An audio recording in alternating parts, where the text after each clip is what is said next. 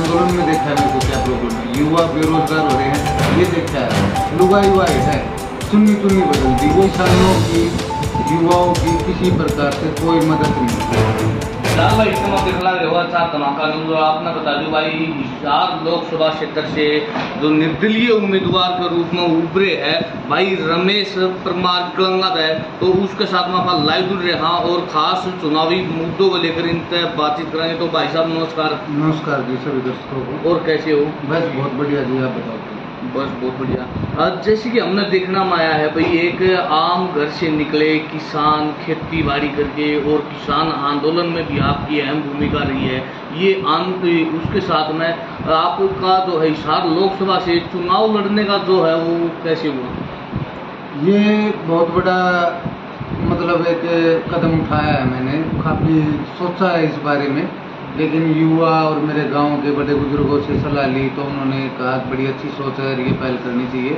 Actually में क्या है साहब, इसमें मैंने देखा है जिन कैंडिडेटों को टिकट दिए ना, ये वही कैंडिडेट हैं जो पिछले अब सरकार में थे और इन्होंने किसानों की, युवाओं की किसी प्रकार से कोई मदद नहीं की। चाहे वो किसान आंदोलन हो, चाहे वो 4 साल की नौकरी वाला हो, ये बोले भी नहीं, इनके पास कोई मुद्दा नहीं था।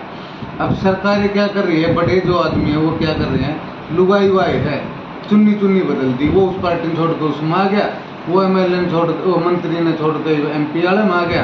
तो भाई जनता दोनों आने गाँव में नहीं बढ़ने दे रही, दोनों तीनों को गाँव में नहीं बढ़ने देगी। बिल्कुल बीजेपी की, कांग्रेस को, जेजेपी को नहीं घुसने देगी गाँव में। तो अगर हिसार लोकसभा के नहीं है, उसके अंतर्गत इनका किसी का गाँव नहीं है। ये बाहर से आ रहे हैं भाई, पैसों के दम पे आते हैं या फिर कोई और षड्यंत्र रखते हैं। ये सिर्फ इलेक्शन टाइम में आएंगे एक बार, यहाँ तक तो पहुँचते भी नहीं गांव तक। तो बुआनी खेड़ा हल्का और मुडाल हल्का ये है जो यहाँ तक तो आते भी नहीं है, वहीं रह जाते हैं पीछे के पीछे। तो ये अब एक लोग परेशान थे, विकल्प नहीं था वोट डालने के लिए, भाई कहाँ डालें। तो इसलिए सर्व समाज ने, 36 बिरादरी ने मेरे को एक अपना युवा नेता मान लिया है। और आज जो पंचायत हुई थी उसमें 36 बिरादरी ने साथ दे के बिल्कुल एक सुर में, एक बोल में मुझे नेता चुन लिया है यहाँ से। और हिसार लोकसभा का सबसे लास्ट गांव मेरा ये पड़ता है, गांव कलिंगा। और यहाँ के लोगों में इतना उत्साह देखने को मिला, आपने आज पंचायत में भी देखा होगा। इसी तरह 12 गाँव फिर बुआनी खेड़ा हल्का, और ये इस तरह सारा हिसार लोकसभा में बड़े एक अच्छा मौका है। और एक उनके पास नया चेहरा और युवा उनके बीच में और उनके पास रहने वाला और हर सुख दुख में उनका साथ देने वाला मिल गया।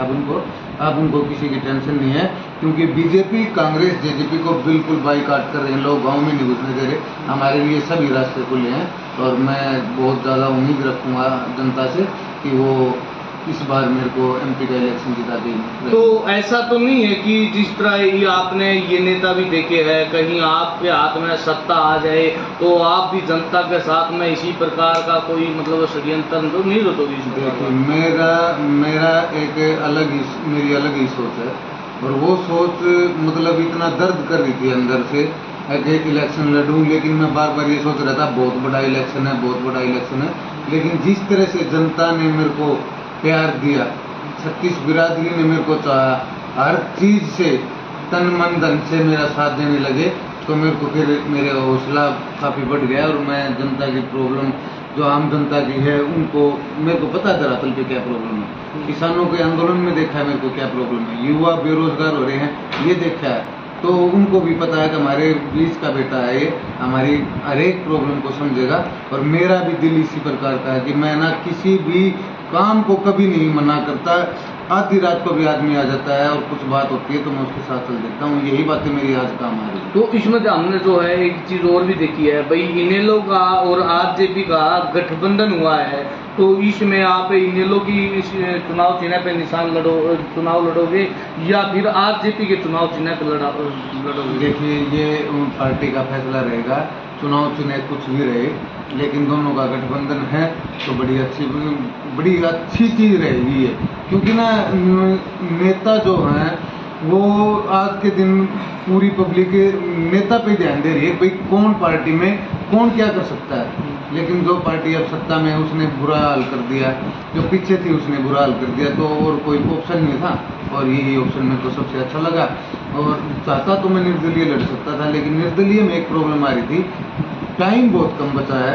अगर मैं निर्दलीय फार्म भरूंगा तो उसमें सबसे बड़ी प्रॉब्लम ये आएगी कि 4-5 तारीख तक तो नॉमिनेशन होंगे, उसके बाद निशान आएगा, उसके 10 दिन बाद ये पता लगेगा कि वो कौन से पे है। और मैं एक आम इंसान हूँ, तो इतनी पॉपुलर वो नहीं है मेरी कि भाई एक आवाज़ लगाते ही सबको पता लग जाएगा। मेरे को ग्राउंड पे मेहनत करनी है, तो इसलिए मैंने पार्टी से ही लड़ना उचित समझा है चुनाव। देखिए, वो 2019 की बात आप शायद कर रहे हो। 2019 में राजनाथ और ये आगे थे और इन्होंने मतलब बहुत हाथ पैर जोड़े थे लोगों को, लेकिन हमारे यहाँ ये जो रिजर्वेशन थी इस पे फिर आखिरी में क्या हुआ था, कुछ मतलब राजनीति ऐसी चल गई थी कि कुछ लोगों ने थोड़ा सा कम इंटरेस्ट लेना शुरू कर दिया था। लेकिन उस टाइम भी नई पार्टी बनी थी, नया सब कुछ था, लेकिन फिर भी 10-15 हज़ार से ऊपर वोट ले गए थे। सिर्फ 15 दिन का टाइम मिला।